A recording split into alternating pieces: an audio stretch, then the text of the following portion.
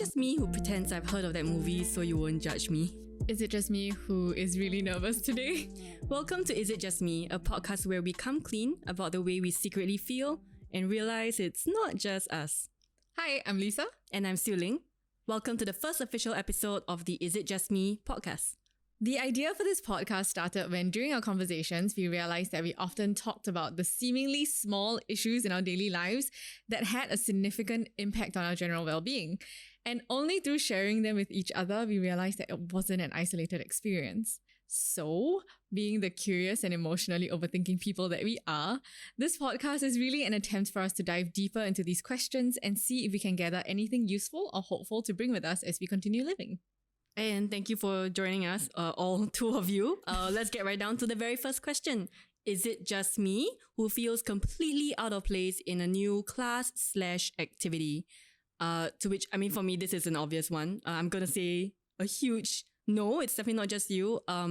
For me, first is kind of worst most of the time.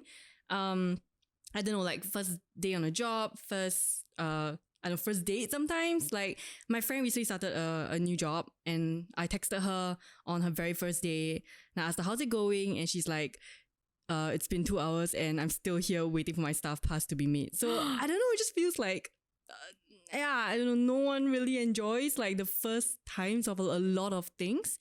I don't know, but what about you? I guess that's interesting. I never really thought to generalize this whole first is worst thing. I kind of am used to the notion where like you get very nervous for the first time and then after, but I have had experiences where it was that bad. I was correct to be as scared and nervous as I was, even though the process later on then proves that it never stays that bad as the first time where everything is new, like you're more or less completely unprepared. So I wouldn't say it's definitely not just you on feeling this nervousness with anything. I mean, like now I'm really nervous now with this new project that we are embarking on. But yeah, let's dig deep into it and see what it means and whether or not it's actually a bad thing. Let's go.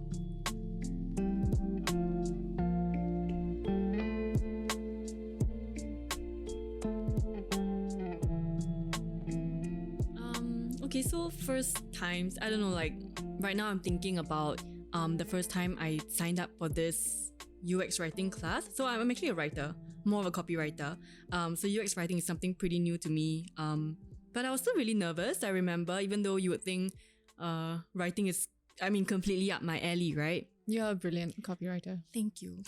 But that didn't stop me from feeling really scared for this workshop. And I remember preparing for it, I think, by sort of Googling and like cyber stalking my instructors. Oh my God, I sound crazy. Like, anyway, yeah.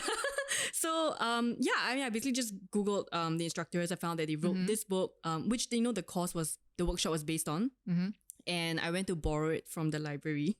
Okay. And then I went to finish reading it in the week before the course started. So by the time it started, I was probably the most prepared one. And it was so funny, right? Because I remember when I was telling you about this and I told you that it's an online class. So it was actually international. There were like students from different countries. And it was really funny because I was the most prepared and I knew like whatever they were going to teach. And I just felt like that was the most Asian thing I have done. And I think it was only when we talked about this topic that I sort of thought back to what I did like during this workshop to prepare, and I realized like that was a bit strange. It didn't occur to me at that time. But I think it was just feeling of wanting to feel prepared, to have some sort of sense of I'm not sure, like a control or something over like how smart or stupid I looked. Have you ever like done anything like that? Please make me feel better. Did being prepared help you feel less anxious about it being the first time you took on a workshop like that? To be honest, not really. I don't know. It kind of felt like I read the spoilers for a whole movie and then I went to watch it and right. Yeah, so it just felt like the impact of it was slightly lost in the sense that I kind of already learned a lot of what they taught, like just from reading the book. So you taught yourself? Yeah, basically. Oh my gosh. Anyway, so I think I still felt anxious because I think when it comes down to it, that's just the theory part of it, right? Like I still have to apply it. And I think that was the part that I was feeling scared about for some reason. So yeah, not really actually. It didn't really make me feel as prepared as I wanted to feel. That's interesting. So I don't think I've ever been that specifically prepared for anything that I've signed up for. I tend to learn things that I'm interested in and don't necessarily know much about. And I like to start from the beginning. So I mean, respecting the process and everything, I don't pretend to be better than I am. So I usually go for the introductory courses first. So that reminds me of then when I took dance, and I took a lot of introductory courses with dance, some like general dancing and some with specific styles in mind. And every single time I would be terrified, even if it was like a higher version of the same dance style I had previously learned, I would still be terrified because there'll be new people that I imagine would then be judging where my level is at. And what does that mean? You know, is that gonna make me feel less credible as a dancer? If my progress is not fast enough, does that mean that I'm lazy and I'm not putting in the effort and respecting the teacher's efforts? Because I had a great teacher who, by the way, did not foster any of these feelings. She created a really safe environment that was all about, you know, everyone's individual goals and everyone moving at their own pace. So even in an ideal environment like that, with classmates that were equally as supportive, I still had so many thoughts like this in my head where it was just me judging myself and how I looked, even though it was a beginner's class. It seemed unacceptable for me to be less than competent. And I should at least come with a certain level of decent competence, and I'm here to just be better. But if I were a beginner, that's almost like a crime. Like, you're not supposed to be that bad. And if you were, then I don't know, it's a bit embarrassing. Like, you'll be the worst in class and everyone will kind of use that as a benchmark. And I just didn't want to be that benchmark. Yeah, I understand that. I think I kind of feel that as well. I mean, and by the way, props to you, because I don't think I can even like do one of those like, I don't know, those Dance Nation games thing at like at the arcade. No, I don't know how. So I mean, you know, huge props to you for like putting yourself out there. You. But I do get like how you feel, I suppose. I think that's also how I felt in my class. And where do you think these thoughts come from? The idea that you have to be somewhat at least decent at the thing that you are going for a course to learn. I was thinking, do you think it was like that since like primary and secondary schools, like our own tertiary education? Because I, at least maybe as a student in the schools that I went to, it was as if you always had to be a level of competence. Like you had to do your tuition during the school holidays before school even started. So when the teacher was teaching things, it's kind of more like practice than teaching you something from the beginning. Even in poly, I think I expected to be taught how to use all these programs and stuff, but it was more of just giving them assignments, assuming that we already knew how to use these programs, which I didn't. So the entire time I was just struggling to keep up. And sometimes because of my limited knowledge, I didn't understand what the specific instructions were and would get scolded for it.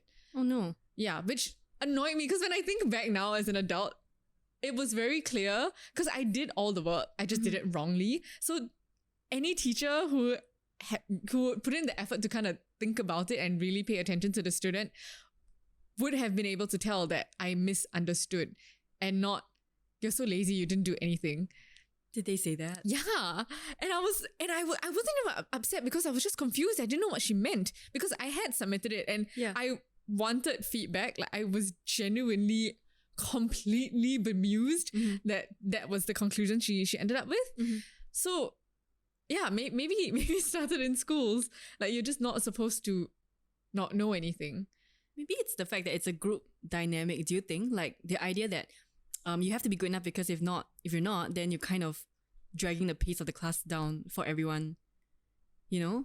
Yes, I do know. And that's very sad and very scary. Like if you imagine like young children, I guess, if this starts, you know, in kindergarten or whatever, like anyone who's learning to not only worry about their own progress and their own skills, but also have to worry about potentially dragging the entire class down. Yeah. And what social effects that come with it. Like if people start to identify you as the one that drags everyone down, even if you're doing your best, like that just sounds not very nice. I know. Although, you know, now that I'm kind of trying to flip it a bit, I'm also trying to think, okay, when I'm in a class and if there is one person in the class who's not getting something, like they're taking a while to kind of grasp something, do I personally feel annoyed or like irritated or judgmental of the person? Like, Do you?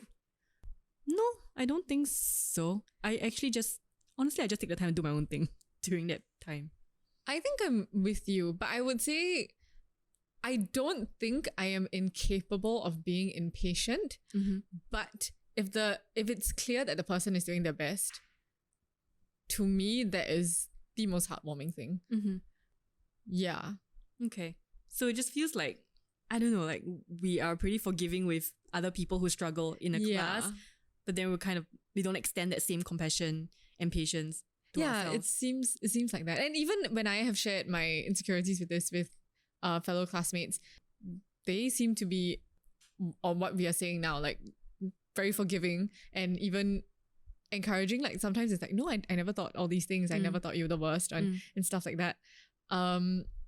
It seems to be us being the harshest with ourselves. Yeah, because I mean, even earlier, right? I mean, you were saying that with your dance class, you were feeling that pressure and a lot of the anxiety, but you were really quick to clarify that none of that came from your teacher.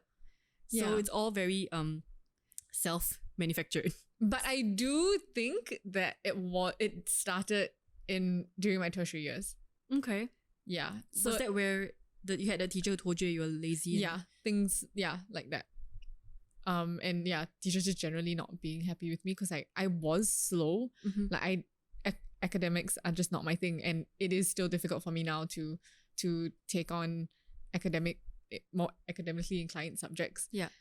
So maybe they were impatient with me because I was making their job difficult. I just wish it didn't feel like, I mean, it wasn't my choice. And maybe that guilt or that sense of I'm making a mistake or I'm causing trouble by having my own struggles has kind of bled on to spaces now where are not like that.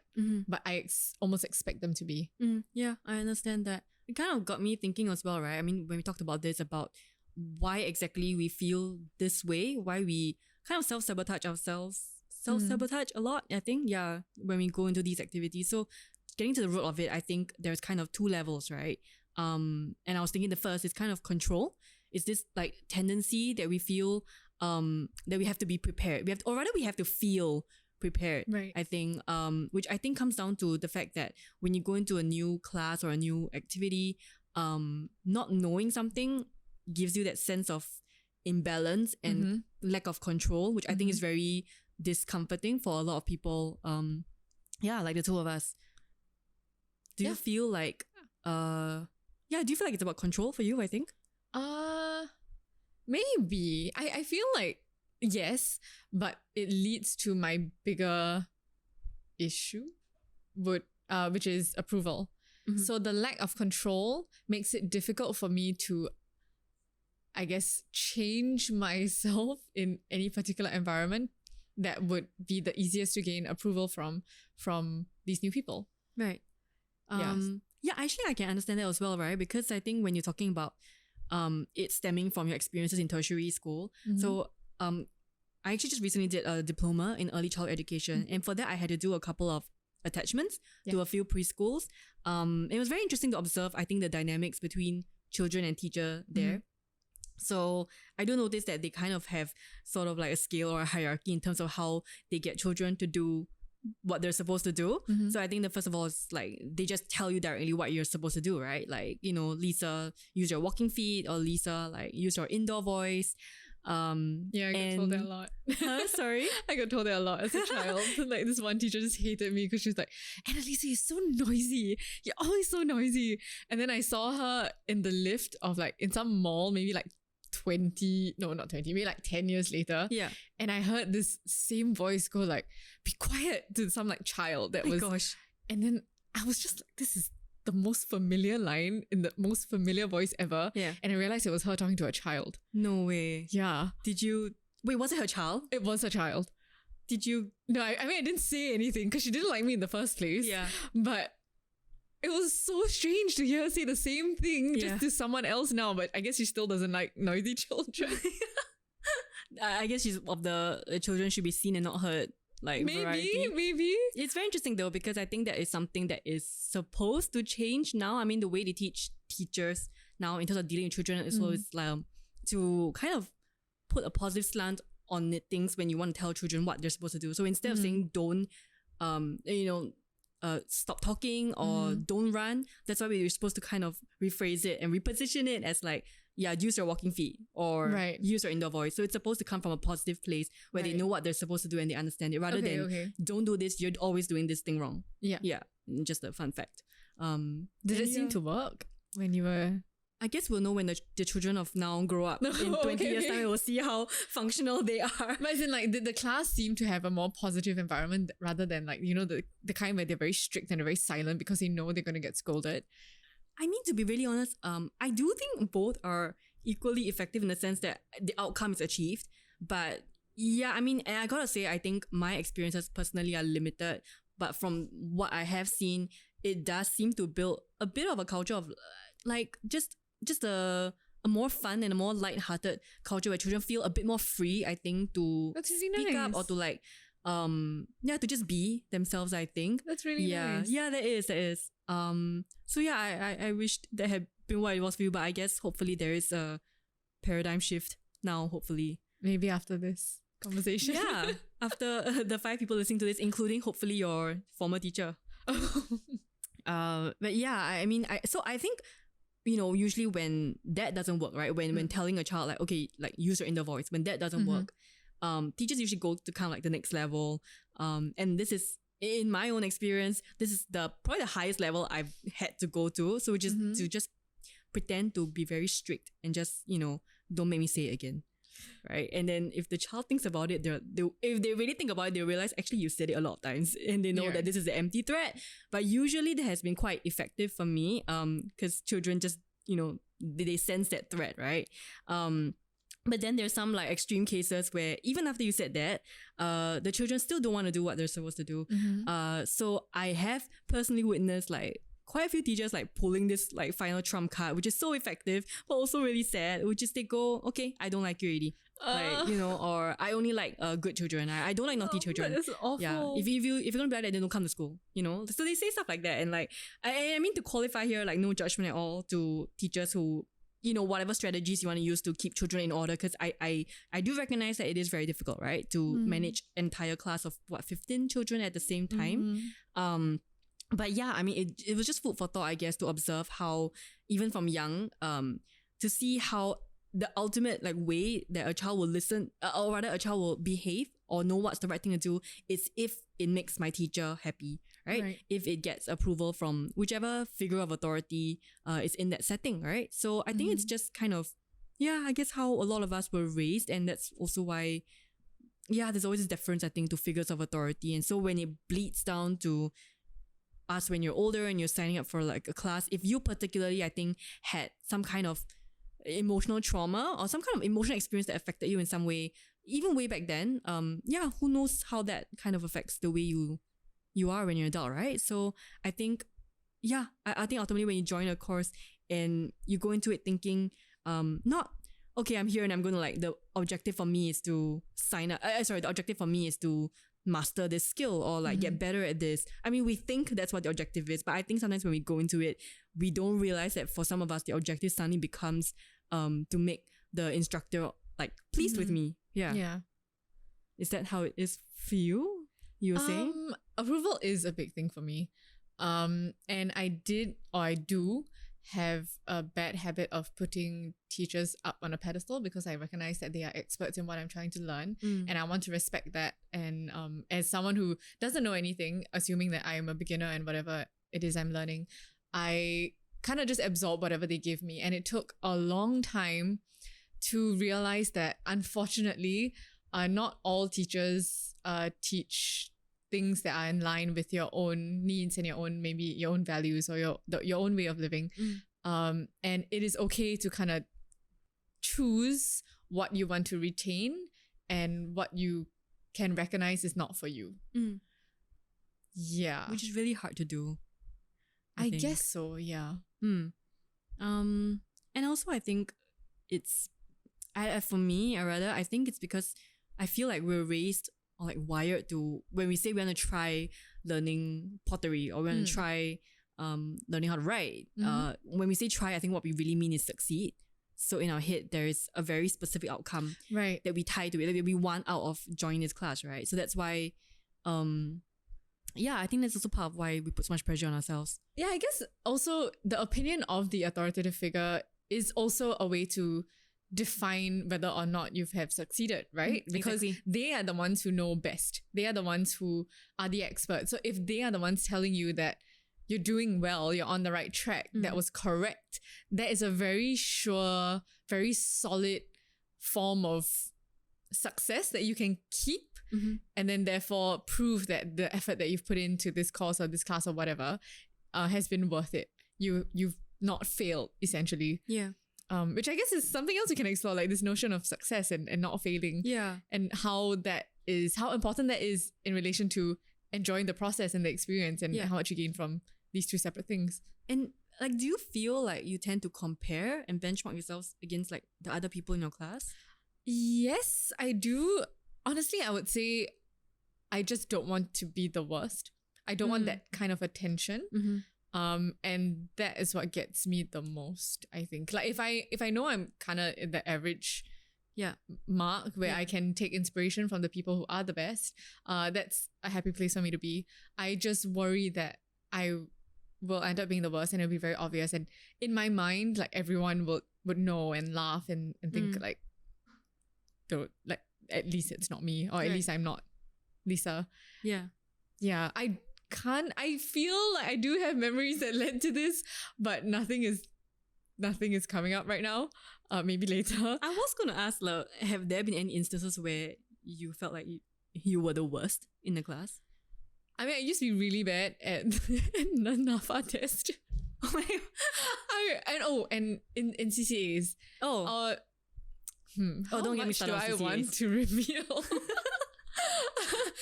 There have been instances, yes, in school where I was clearly the worst, and not just skillfully, but also socially, or if anything, it kind of contributed to the other, and was bullied for it, and that was just not nice. So I think it's not so much, I think, badly for anyone who is the worst in the class or whoever is at the lowest level. There is no shame in that, in my opinion. But I think it's more of, I don't want the attention that comes with it and the consequences that may come with it, like leaving you the most vulnerable or the most easy to bully. I think maybe that's it. Oh no. Wait, so you were bullied in secondary school? I was a very quiet person. Honestly, I feel like I was the easiest person to bully. No. I mean, look at you doing a podcast now, but... Oh, thanks. But wait, so you were bullied in secondary school for like being the worst at something? I never had a conversation with my bullies. I don't know whether it was specifically because I was the worst and they thought that was really funny. Fair enough. Or because I was the worst, I made myself very small and therefore made me easy to bully, and they just, maybe they needed a scapegoat. I don't know. I was out of a lot of these things. So, I mean, this is not intended for anyone, or it's not meant to be like some sad story, but I think that has contributed to my fear now of being the worst, because it gets me unwanted attention. Okay. And I just want to avoid that. Yeah, I can see that. I'm so sorry you had to go through that. Oh, thank you. It's okay. We grow up and do podcasts. Should we move on to the next thing, or do you have anything else to say about authority figures? But were you the teacher's pet kind? Let me think. I can imagine you as a teacher's pet. Oh, I can actually. Let me try and take a moment and think whether that's an insult or a compliment. No, as in like, because you're really sweet and like very, like everyone gets along with you kind of person. And you're also really good at what you do. Thank you. So not math though. Like not math. I was the worst. I was not the teacher's pet in the I did very well in school and I was a very good girl way, but more of in a okay, kind of see you half trying and like. So you're neither here nor there? Yeah, oh my god, neither here nor there is my whole vibe. Okay, I do not mean it in a bad way. No, but really, like, I the whole, like, I don't need to be the best, but I just, as long as I'm not the worst, is pretty much me cruising through secondary school. Really? Yeah. No, I was never really that academically inclined. I used to be in primary school. My PSLE was pretty decent, but as we've learned, like, PSLE scores mean nothing clearly. So yeah, I was just one of those like very average students. And I never passed math in secondary school. Me too. Oh my god! And then the teacher told me I would be a failure in life because I can't do math. Like, oh my gosh, are you serious? I still remember that conversation outside the staff room, and she told me if I didn't start improving on my math, I would just be a failure in life. She literally said you'll be a failure in life. Yeah. Okay. And the word failure was used like so many times. Yeah. And I remember every single one of them. Not intentionally, but no, I can see how that stays with you. Yeah, it just has. Yeah. I mean, failure in life is pretty damn pretty harsh intense, for not knowing right? like how to X equals Right. I think so too. MC plus Y. Am I making sense? Yeah, but extreme. yeah.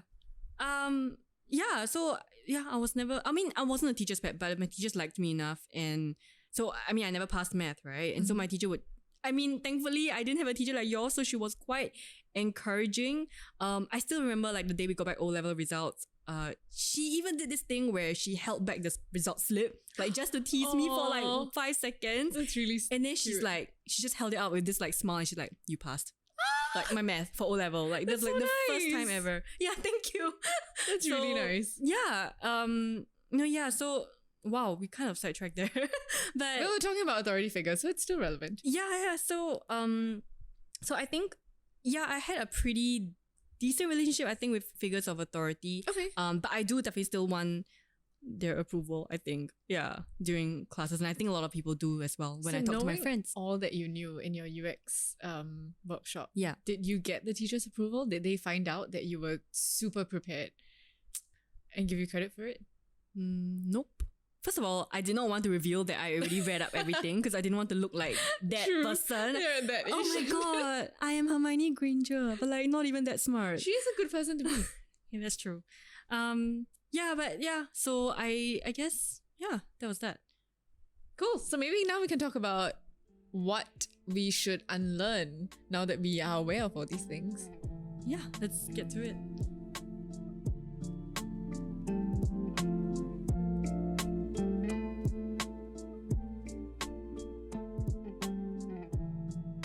Okay, so things to unlearn.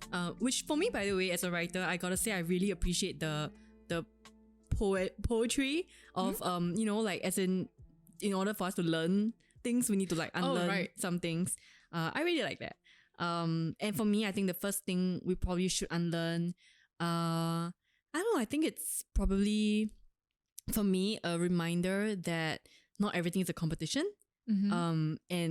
And also just a gentle reminder that you sign up for a class because you don't know the subject matter, right? You don't know as much about it as you want to, and you're there to learn. And so therefore, not knowing is completely okay. It's not a crime, and it's not your fault. It's not a bad thing. Yeah, I think that's something really important to remember. And the fact that you have signed up for something and you've made the commitment to improve on this thing that you recognize you are not an expert in. I think that's pretty cool. That is commendable, like in itself, right? Yeah, I mean, you shouldn't have to feel that you need to be good at the thing that you sign up to learn more about, right? I mean, I think that goes back again to like CCAs in general, the way you have all these CCA trials, right? Where you need to be good at the thing before you can learn the thing, which is just nonsense to me. Like, I remember wanting to join my school's table tennis team, like, because I like playing. I used to like playing table tennis. And in some parallel timeline, like some alternate universe out there, I am definitely like a really great table tennis player right now. But because in primary 1, they said that I wasn't good enough to join a team, I just never learned, and I was so disappointed. I just never really like played since. Yeah. So I think it's just a really important reminder, I think, that it's okay to not know. That's awful though, isn't it? Like that in a school setting, you have to be good at something to begin developing it. Yeah. Like CCA auditions and CCA tryouts. But you're in school. Shouldn't you be able to try everything that you want to try and have the resources of a school used to help you discover and develop these things that you are at least interested in? Exactly. I mean, MOE, are you listening? But no, I mean, I think it just reminds me a lot of, I think, of when people like apply for a job, you know, and in the ad they say, okay, this is like an entry level like junior executive position, but then you need to come with like 3-4 years experience, and you're like, bro. Yeah, it's exactly like that for me. Maybe that's why we feel like we need to be prepared all the time, because if we are not of a certain level of expertise, then we are just rejected altogether. Like we miss out the opportunity completely. Yeah, I think so. Ugh. I really hate your CCA story, because it just feels so wrong that children who are interested in something and just so happen to not have had the previous resources to have learned it beforehand is then denied the chance to. Yeah, I know. I mean, I hate that too. I mean, like 7-year-old hates that. 7-year-old me hates that too. Yeah, but I mean, I think it's a really great point, right? What you said earlier about how just the fact that you signed up for this course or whatever is already commendable enough, right? It's already, it's kind of already a step forward. And I think that's another point that we talked about before, which is not all progress is tangible. So I think we need to learn how to recognize the actual signs of progress rather than think that, you know, the only form of progress is if I've mastered like this skill completely. Yes. So something I have tried to be more aware of in things that are not so obvious in terms of progress. I think before, progress is quite easy to identify through like report cards and actual grades. But in new skills, maybe like craft skills or things like that, or physical skills, and things that are not so obvious, I've been trying to be more aware of how it feels like in my body, like if it's easier to do now, if it, I try to remember how foreign it felt or how hard it felt when I first tried it. So like roller skating, like I remember telling myself, okay, remember that you couldn't do this, and it felt completely foreign and very uncomfortable, but one day you're going to get it. And eventually I did, and now it's quite, certain moves that I've practiced many, many times are a lot easier. Yeah. And when I think of how I couldn't even move before, it feels quite insane. Yeah. But then kind of being aware through every stage of the process has made these small steps of progress a lot sweeter, a lot more encouraging, and also a lot more hopeful, thinking that I could then do things that I can't even imagine doing now. So that has helped me quite a bit. Yeah, I mean, just based on that, I would imagine that documenting your progress in general, especially for something that's so, what's the word? Tangible? I don't know, like, you know, documenting things where it involves like body movement or physical movement, something that you produces an outcome that you can actually see, or like making something.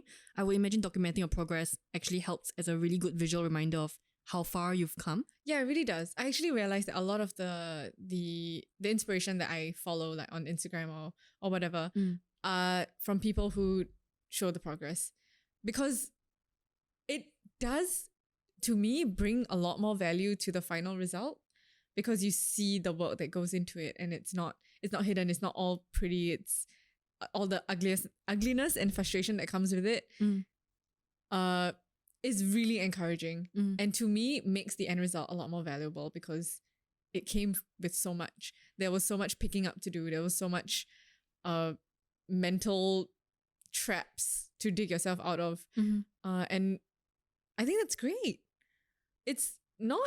I think it's getting easier to find these kind of profiles where they share the process, but I think for quite a long time, I guess in the early years of social media, where you only showed the best, the prettiest, the end result, I like that now people are showing more of the process. I like this change. Yeah, I love that. I love that it kind of shows that everyone's really just like a work in progress, right?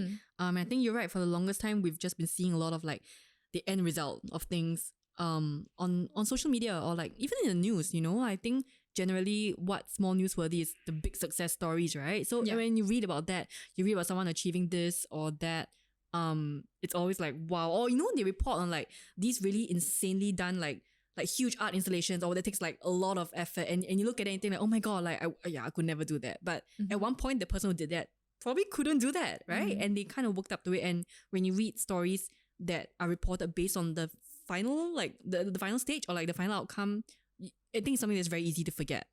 Yeah. And even if you don't, or if you don't have these tangible signs of success, if let's say you're really slow and you don't feel like it's getting any easier, I feel like if you're trying your best with the resources and the time that you have, that should still be enough. Yeah. And I think I think you're right. Like even if it's not tangible, even just if I've gone for a couple of classes, even just the fact that I know more about this thing in week 4 than say week 1, like that's already progress. You just don't really feel it yet because it doesn't look like what you want it to look like yet. Yeah. You know? Like the heart and the work that you put into it, that's commendable already. Yeah. And then anything that comes out of you better that you've created, it's like a happy bonus. Yeah. And I think another thing that I think everyone should sort of unlearn is the idea that there is one way to learn and that your teacher, I don't know, like there's only one way to be taught, right? Because at the end of the day, between you and the teacher, it's a collaborative relationship. Right. And I think we forget that a lot. We think of it as authority. I do forget that a lot. Yeah, exactly. But it is collaborative because it is kind of the teacher's or the instructor's job or role to understand that everyone has their own way of learning and to figure that out for you. Does that work? I mean, how does that work for you in dance? I honestly, a lot of the times I feel bad when a teacher puts in a lot of effort teaching me, because it's almost like you already know so much and you kind of have to deal with this child who doesn't know these things. Mm-hmm. Yeah, even now I feel bad taking up more time if I need more time and they give it willingly. I feel guilty, even if they're just doing their job. Like you're wasting their time. Yeah, like I should catch it as soon as possible so I don't bother them so much. Yeah. Or at least I want to get it really fast to show that I am trying as hard as they are. Yeah. And then I want to give them that success story. Yeah. But I mean, like I said, I guess it's at the end of it, it's a two-way street, right? So at the same time, the teacher is also supposed to understand you better, right? Understand you better and where you need help in, and figure out like, okay, if this way that I'm teaching isn't working, then how do I like figure out another way like to help Lisa? Yeah, that's great. Yeah. I never thought about it that way. Thank you. You're welcome. Your students are very lucky to have a teacher like you. Thank you. Okay, so next. Learning without monetary gain. So I think this is kind of like a continuation of what we're already discussing, except instead of tangible is monetary gain. So for when I left for Japan for a bit to learn the Japanese language, I was really excited. And of course, it was a period away and it was some financial investment, going to school there and living there. But I was really excited. And my honest reason was because I was really interested in the language. I've always wanted to live there and it was just something I really wanted to do. And that made me happy. But when people asked me, so why are you learning Japanese? And I answered, because I love it. It was never enough. Like they would just look at me like they didn't understand and be like, wait, and? Yeah. Like, oh, so?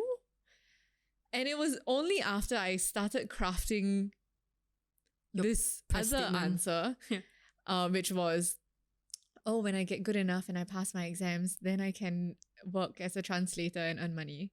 It's so funny that it feels like you have to say that to make people feel better about your choice. You know what I mean? I think that's pretty much, that was what it was. It was only when I gave this answer, people would suddenly understand and go, oh, okay, and then leave me alone. Yeah. It was like I had to prove that how I spent my own money and my own time could pay me back in the end. Like everything I did had to be an investment financially, which honestly, it really wasn't. That was not what I intended it to be. Yeah. Neither is it actually paying me back now. Yeah. But it was still one of the best experiences of my life. And I would say that is way more valuable than what it could potentially earn me in the future. Did you, and on that note, did you actually feel like scared and like nervous when you were taking that class? As in just whether I was nervous that was the first class? Yeah. Yeah, for sure. I mean, I was really I was quite terrified because one, my Japanese score was like next to 0. But it was fine. I think I knew enough for them to put me in like the B2 class, so beginner 2. And it was whole new people from all over the world. I didn't know there weren't any other Singaporeans, so there wasn't anyone I could vaguely be a bit more familiar with. The location was new, like everything was new. But I don't know why. This might run contrary to everything that we said before. But it also might have, I wasn't as scared as I was taking classes here. Maybe because it was so far off anyone I'd known that there wasn't a risk of any relationship or any reputation being tainted. That's so interesting. So then that means for you, it's really wrapped up in approval? Yeah. But over there, I didn't need anyone's approval other than my teacher, who I was completely, I guess, at that time, confident that he would teach me to the best of his ability, which he did. And that I knew I was going to work as hard as I could, which I did. But this is quite new to me. This is just coming to me now. But yeah, I wasn't so nervous then. Maybe because I had nothing to lose. I was already starting completely from the beginning in so many ways that there was no lower I could go. And if, let's say, in that class, everyone hated me because I was dragging the class down, I could just, like after class, I would just leave and I would be alone. And I was very happy alone. I already expected to be alone because I was alone in a country, in a new country. So not gaining any friends wasn't a loss, if you get what I mean. Yeah. I'm just trying to CSI this. I've got like that whole like crazy board with like the red string and trying to figure out like what's the difference between this particular class and all the classes. This is new to me too. I have not actually thought of this that way. Yeah. Like you suddenly throw the question back at me and it's a completely different answer. Do you think is it because like everyone else in that, the Japanese class, like you perceive them to be as out of the depth as you? Like you're kind of on the same. No, because they had already gone through beginner 1 together. Okay. I was a newcomer. But I think maybe because I had expected to go these 6 months on my own. Yeah. There was no pressure to, okay, now go make friends with everyone in class so you have people to hang out with after. Like I was very much, I'm coming here alone. I'm gonna learn on my own and then I'll be happy exploring the city on my own. And that was enough. So maybe it's that sense of self-sufficiency, risk-free, confidence in maybe confidence in my self-sufficiency because I was prepared. Yeah, and maybe just not having any strings tied to anyone. You need to bring that mentality back here to Singapore. I thought I would. I was so confident there and so healthy there that I thought when I come back, like this was my enlightenment. This was my life-changing experience and I would come back and be a different person. Yeah. That did not happen. This is... Okay, we're going into dangerously personal territory. Let's move on to something a bit more relevant. Unless there's something you can tie in to what we're actually talking about. Maybe it's because like a lot of like your past experiences with, like being branded a failure or whatever was in Singapore. Maybe, like it is very much the culture here, I think, right? Like everything needs to be done for a reason, like for a reason that makes financial sense, or like it needs to, like the same way, right? You join a CCA, if you're not good enough, the reason you can't join is because you then can't do well for the school in a competition. Right. Yeah. So that's also tied to a very specific outcome, a very specific benefit, I think. Right. You need to be able to bring that benefit, before you can join the thing. So I don't know. Whereas now what we're trying to learn is the benefit is in doing the thing. Yeah. It's the whole like it's the journey and not the destination thing. Yeah. Yeah. Yeah, I think that's probably it. My gosh, you just totally went off the out of the plan. Oh no, that's okay. This whole podcast thing is just a disguise for like a therapy session, to be honest. So yeah. So dangerous. Okay. So do you want to share your last cycling story? This story I like a lot. Oh, yeah. I think when we were talking about this, about things that we feel out of depth about, there is nothing that makes me feel more like more out of control, I think, than cycling, because I don't know how to do it. And it's one of those things where whenever I tell people I don't remember how to cycle, like I get the same response across the board, no matter who I tell, which is, cycling's the only thing you'll never forget one. And I'm just like, okay, well, I do. yeah. Now what? Yeah, I never know what to say when people say that because I'm like, okay, then. So then your experience is just what? Yeah. So it's always been a bit strange, right? And it's not for lack of trying. I think growing up, like my dad tried to teach me to cycle. Even as I grew older, like friends, people I've dated, they've all tried to teach me how to cycle, each using like different methods, right? I've had the whole like, oh, let me just like push you down a slope and like, you know, run free and like try. And then I've had that. That worked for a while. I think that was my method. Yeah, my dad, I think that's a very common.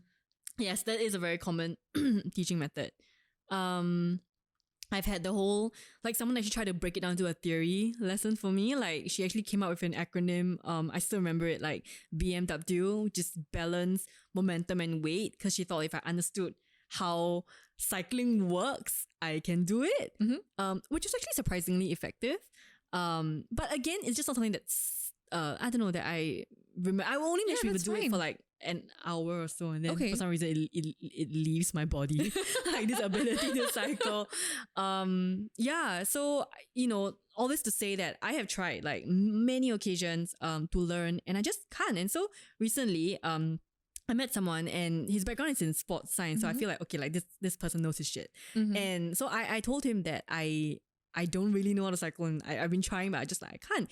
And I was kind of like bracing myself for the like, oh no, it's okay, like you can learn, or like everyone like it's very easy, like it's not the kind of thing you'll forget. Just get it. Yeah, you know. And but no, he said something that I have never heard before, and I loved his response so much. So it was a really fitting thing, I think, to end this episode on. So he said, you know, it's probably not your fault if you find cycling difficult, because we're actually each born with a different sense of balance or proprioception. So, you know, it's really not your fault at all, but I'm sure you can learn if you want to. And I thought the main takeaway for me was so important, which is that we are all blessed with like very different advantages and disadvantages, right? So when I think about like when we go for like a first class or an activity, and if there's this natural tendency you have to compare yourself with other people, it's really important to remember that everyone's day one looks very different, right? Like if I sign up for, let's say like a dance class, then maybe people in there like you, right, who have gone for dance class before, and so you kind of have that edge in that sense, right? You've had that experience, but there are people who don't, and so everyone just starts off on a different like starting point. But because when we go into class, we tend to forget all these things, we conflate in our heads, and so we think that everyone's on the same like on the same starting point. And so when I see that, oh my gosh, like we're all on the same like we're on square one, but somehow you can do it better than me, and so that makes me feel like, oh shit, like I really suck. Yeah, but the truth is all the time, yeah, we are all, square one is very different for each of us. And so if you understand that and you remember that in a class, you will see that yeah, your journey is really your own. That's really lovely. Thanks. I mean, I still don't know how to cycle, but we will go and we will try. Yes. And we will stop after the hour is up. Yes, exactly. Yeah. So, you know, we're going to end off with actually a really nice quote that Lisa shared with me before. It's from this TV show called Mozart in the Jungle. And it goes, you say amateur as if it's a dirty word. Amateur comes from the Latin word amare, which means to love, to do things for the love of it. Which I thought was a really, really lovely sentiment. And also, I don't know if I pronounced amateur correctly. Is that how you say it? I don't know. We really should have checked this out before we recorded. Yeah, you try saying it. Amateur? Yeah. I don't know. It sounds stranger the more amateur, I say it. Amateur? Yeah. Was that the whole quote? It was, right? Yeah, it was the whole quote. Yeah. Yeah. Yeah, I love that. Yeah, so I mean, I think it's important to just remember to do things simply because you love doing things. Yeah. Like me and my Japanese. Stop asking me how I'm going to earn money through it. Exactly. Hey, say something in Japanese right now. No. Oh no. Oh no. I mean, no. Okay. This is another issue I have yet to solve. The next time, let's talk about self-confidence. Yeah, that will be the next episode then. And thank you for joining us. We are very glad to have you here. We hope that there is something you can take along from this podcast that might help you in your journey living life. And never stop doing things for the love of it. It's not just you.